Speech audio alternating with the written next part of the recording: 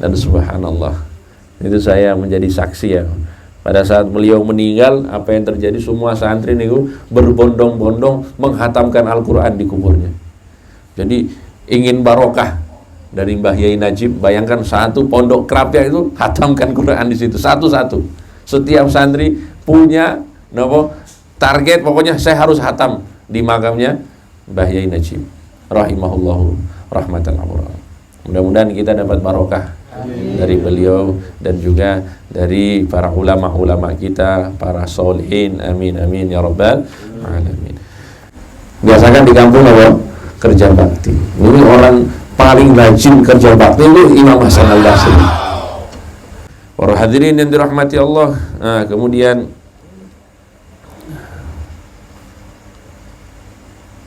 Imam Hasan Al-Basri dikatakan kana kalamul Hasan yushbihu atau yashbahu kalamal anbiya. Apa yang disampaikan oleh Imam Hasan Al-Basri itu mirip dengan sabda-sabdanya para nabi. Hikmahnya luar biasa. Mirip. Wa kana syadidal khaufi minallahi ta'ala. Beliau adalah orang yang sangat takut kepada Allah Subhanahu wa taala. Jadi murungnya itu bukannya murung, wah niki tempo hutang saya ini sudah dekat nih, jadi datang murung, enggak gitu. Ya Allah cicilan saya banyak, jadi murung, enggak gitu. Kalau kita kan kebanyakan gitu gitu Pak. Wah niki rentenirnya udah datang. Kenapa yang nagih-nagih utang ini namanya apa? Kolektor. Oh, debt kolektor. Debt kolektor udah di depan rumah, kita pasti murung lagi. Kenapa ge? Kalau Imam Hasan Basri bukan gara-gara itu murungnya. Murungnya itu karena apa? Takut kepada Allah, takut. Wa kana atwalan nasi sukutan, dan beliau adalah orang yang paling lama diamnya. Enggak cerewet, enggak banyak bicara. Wa in umira bi amrin kana a'malan nasibi. Kalau disuruh untuk melakukan sesuatu, dia orang yang paling rajin. Niku kerja bakti Bang nggih. Biasakan di kampung napa? Kerja bakti. Ini orang paling rajin kerja bakti itu Imam Hasan Al-Basri.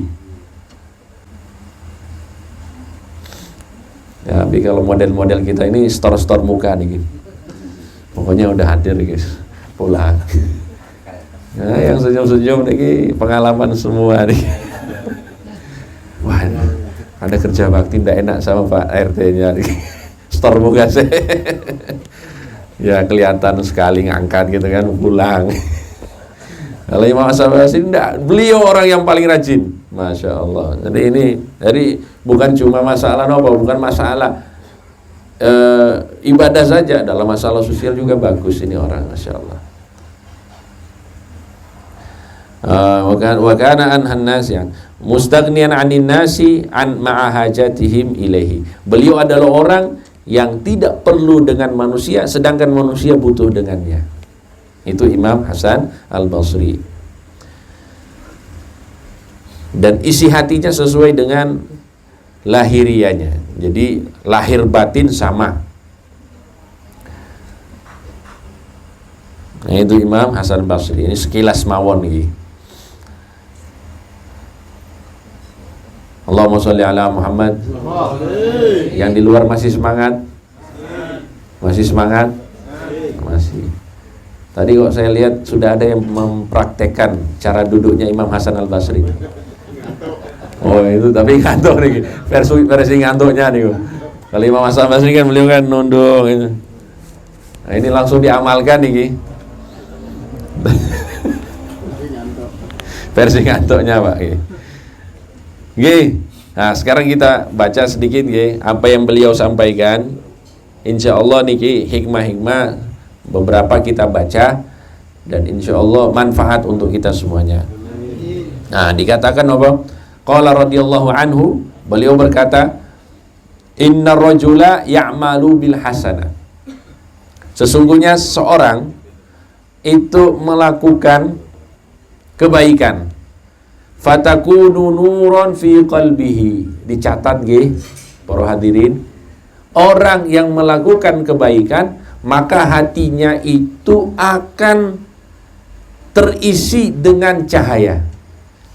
Jadi ibarat hati ini adalah wadah, adalah satu tempat. Ketika kita berbuat baik, maka hati kita akan ada apa? Cahaya. Wa quwwatan fi badanihi, dan kekuatan di dalam fisiknya. Jadi orang berbuat baik itu bukan cuma istilahnya hal-hal yang ukhrawi saja. Dalam hal-hal duniawi seperti kekuatan fisik juga didapatkan dengan apa? Dengan berbuat baik, dengan ibadah, dengan membantu orang dan lain sebagainya. Ngaten nggih? Wa inna rajula ya'malu bisayyi'ah. Sebaliknya ada orang yang dia suka melakukan dosa, suka melakukan keburukan, fatakunu zulmatan fi qalbihi. Ingat bahwa hatinya itu akan ada nopo kegelapan. Jadi kalau misalnya ini ibarat hati nggih, hati kita ini kalau kita berbuat baik nih ada satu titik cahaya. Cahaya. Akhirnya nopo hatinya terang. Hati yang terang itu apa efeknya? Efeknya itu saat ibadah kita bisa menikmati ibadah kita kepada Allah Subhanahu wa ta'ala. Tapi kalau kita berbuat dosa, maka akan ada kegelapan. Cahaya-cahaya yang sudah ada ini akan tertutupi dengan kegelapan-kegelapan. Sehingga apa? Sehingga kita tidak menikmati ibadah kita kepada Allah Subhanahu wa ta'ala. Dicatat nggih, Pak? Halo? Dicatat nggih? Catat pakai apa? Oh, dicatat di hati. Wah. Niki tasawufnya dalam nih.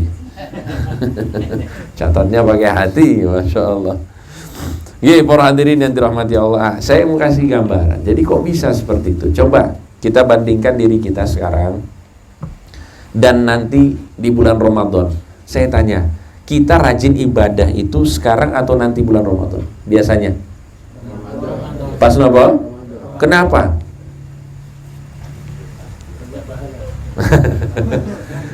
Ini juga banyak pahala bulan Rajab, tapi kita tidak sesemangat bulan Ramadan. Kenapa? Karena kita nikmati ibadahnya, Pak. Karena ibadahnya apa? Kita nikmati. Kita baca Quran itu nikmat, 1 juz, 2 juz itu gampang, ringan. Karena apa? Karena kita sudah biasa melakukan kebaikan. Udah biasa ibadah, cahaya muncul, tak. Ketika cahaya itu banyak, maka akan ringan ibadah, akan nikmat itu ibadah. Ngerti nggih? Tapi kelarnya Ramadan, open house, syawalan, ini itu jalan-jalan, nah mulai kebiasaan-kebiasaan baik itu mulai hilang, akhirnya apa? Terganti dengan apa? Kegelapan. Coba buka Quran lagi, buka Quran ini kayak gali sumur, berat tuh. Ya namanya Pak. Tapi pas Ramadan, Masya Allah bolak-balik nih, hatam berapa kali? Quran itu dihatamkan berapa kali bulan Ramadan? Karena hatinya bercahaya, kuat badannya. Allahumma sholli ala Muhammad. Makanya ini beliau memberikan kita sebuah motivasi dan arahan bahwa tidak rugi orang itu menjadi orang baik, ya, yang senang melakukan kebaikan, maka hatinya itu akan diberikan cahaya oleh Allah dan fisiknya akan diberikan kekuatan oleh Allah Subhanahu wa ta'ala. Amin Allahumma. Nggih. Setunggal mawon nggih, Pak?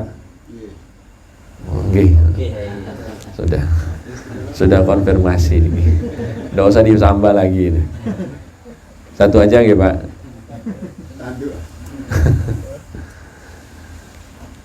Di luar sepakat nggih? Cukup? Yang tambah berapa orang dulu? Harus survei dulu kalau lagi. Oh iya, tambah. Tambah di mulut atau tambah di hati? Oh. Lahir batin. Kita tambah satu hikmah lagi nggih? Satu hikmah lagi. Nggih, dikatakan di sini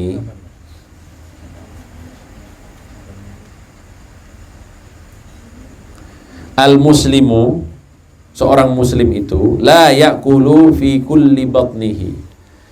Seorang muslim itu tidak makan untuk memenuhi perutnya. Halo. orang muslim itu tidak makan memenuhi perutnya. Perutnya kita ini ya beda-beda ya Pak. Ada yang besar, ada yang kecil. Yang masing-masing tahu ukurannya. Gimana Bang? Ya katanya orang muslim itu tidak makan untuk memenuhi perutnya. Nah, kalau kita tarik ini dari apa yang disabdakan oleh Rasulullah SAW, bahwa manusia itu idealnya makannya itu sedikit, iya kan? Luqmat yuqimna biha sulbah, hanya sedikit saja, yang penting punya tenaga. Itu prinsipnya Rasulullah SAW. Jadi kalau prinsipnya Rasulullah, makan banyak atau makan sedikit? Sedikit atau banyak? Makan sedikit ya? Sedikit makan atau sedikit-sedikit makan? Ini bahaya, ini bahaya. Kalau sedikit makan ya prinsipnya Rasulullah. Kalau sedikit-sedikit makan, ini prinsipnya wallahu alam. Nggih. Fa in kana la mahalata, Rasulullah ngasih pengecualian. Jadi pengecualian nih, pengecualian dari Rasulullah. Fa in kana la mahalata, kalau misalnya makan sedikit itu kalian tidak bisa, fathulutsul li ta'amihi, maka sepertiga perutmu itu diisi dengan makanan. Ini pengecualian. Artinya orang tidak bisa kalau makan itu makan nasi, mau nasi kucing gitu. Nasi kucing kan sedikit porsinya. Saya bisa makan nasi kucing tapi 5 porsi. Ini misalnya nih, nggak bisa kalau 1 porsi ini kayak belum ada yang masuk nih. Fa'in kalama lama halata, kalau misalnya nggak bisa lagi, nggak bisa, fathulutsul li ta'ami, maka sepertiga perut diisi dengan makanan, wa thulutsul li syarabihi, sepertiganya diisi dengan minum, wa thulutsul li nafasihi, sepertiga untuk napas. Masalahnya kita semuanya diisi makanan. Makanya habis makan ngap-ngapan, napasnya udah tidak ada tempat. Kenapa Pak? Rasulullah mengajarkan kita kalau sudah tidak bisa makan sedikit dibagi 3. Atau bagi 3. Ini yang diajarkan oleh Nabi Muhammad Sallallahu Alaihi Wasallam. Dan ini yang disampaikan oleh beliau, bahwa orang muslim itu tidak makan untuk memenuhi perutnya. Wala tazalu wasiyatuhu tahta janbihi, dan usahakan wasiatnya itu selalu ada di sampingnya. Usahakan wasiatnya itu ada di sampingnya. Allahumma sholli ala Muhammad. Ini kalau saya bilang wasiat, yang ada di pikiran jenengan apa? Wasiat Pak. Apa? Pesan terakhir ya Pak. Berarti niki, wah ini sudah siap-siap nopo? Siap-siap mati. Iya toh? Kata beliau itu harus ada katanya. Karena nopo? Karena kematian itu misteri. Kita tidak tahu kapan datangnya. Betapa banyak orang sehat mendahului orang sakit. Seorang suami menjagai istrinya 10 tahun, 15 tahun. Istrinya sakit, dijagai sama suaminya. Subhanallah, suaminya yang duluan meninggal. Istrinya sakit 15 tahun, tidak meninggal. Gimana bagi? Anak muda, orang tua, tidak ada jaminan. Makanya nopo kata beliau, harusnya nopo setiap muslim itu ada wasiat di sampingnya. Tulis apa wasiatnya. Harus nopo ada tulis wasiat, ditaruh di sampingnya wasiat itu. Ya yang penting wasiatnya itu yang bagus-bagus ya Pak. Wasiat itu berkaitan dengan ya warisan, pembagian dan lain sebagainya. Ya termasuk juga kalau saya meninggal nanti saya dimakamkan di mana. Kata nggih? Jangan wasiat saya punya hutang sama fulan. Saya punya hutang sama fulan. Nah, ini wasiat yang memberatkan keluarga niki. Tidak apa-apa sih. Yang penting apa? Ada tulis wasiat. Karena apa? Ada sebuah riwayat yang mengatakan kalau ada orang meninggal dunia, dia belum sempat menulis wasiat, di alam barzakh tidak bisa bicara. Akhros. Na'udzubillahi min. Ada riwayat yang mengatakan demikian. Jadi bisu nanti di alam barzakh, di alam kubur. Nauzubillahi min dzalik. Makanya ini apa yang beliau sampaikan kepada kita ini sedikit tapi insya Allah mengena di hati kita semuanya.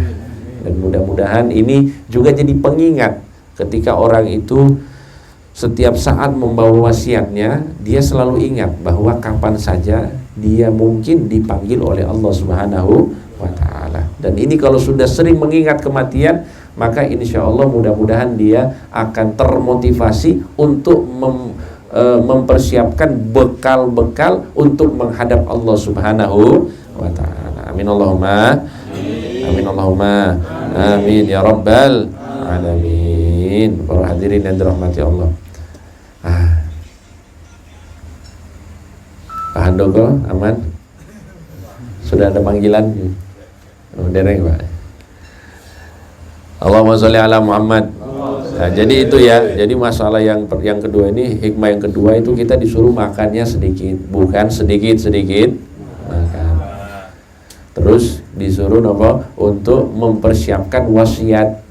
Ya, wasiat kita untuk orang-orang terdekat kita.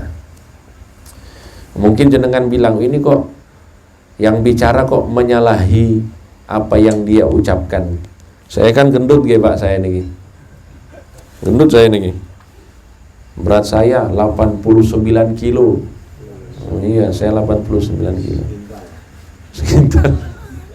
Saya beratnya 89 kilo. Dulu saya pas santri berat saya 60 kilo. Pas jadi ustadz jadi 89 kilo.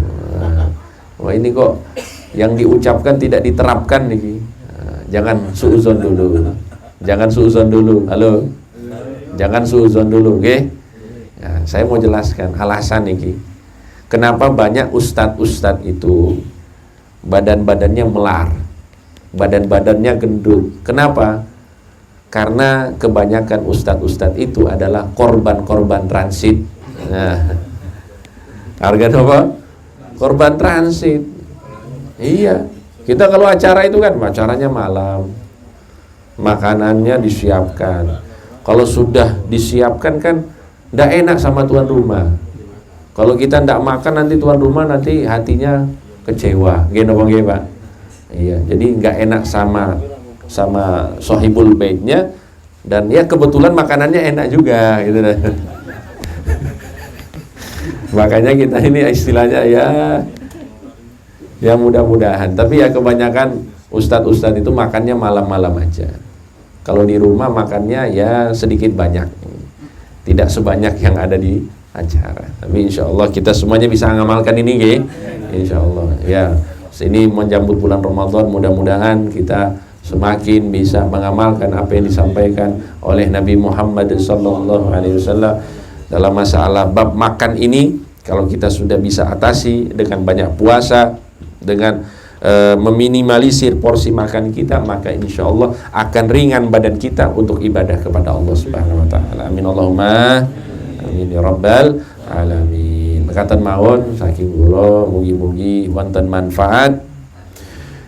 Kita akhiri sama-sama dengan membaca doa kepada Allah Subhanahu wa ta'ala sebagaimana tradisi kita semuanya. Mudah-mudahan semua hajat, semua keinginan, cita-cita kita dikabulkan oleh Allah Subhanahu wa ta'ala. Yang datang ke sini dalam keadaan sedih, pulang dalam keadaan senang. Yang datang ke sini dalam keadaan senang, diberikan kesenangan yang lebih oleh Allah Subhanahu wa ta'ala.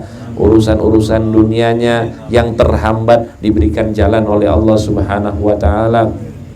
Dan mudah-mudahan kita yang ada di sini memiliki anak-anak yang soleh, yang soleha, yang cerdas, yang membanggakan Rasulullah SAW, yang bermanfaat dunia akhirat, yang barokah dunia akhirat. Amin amin ya rabbal alamin. Ala hadhihi niyat wa likulli niyatin salihah.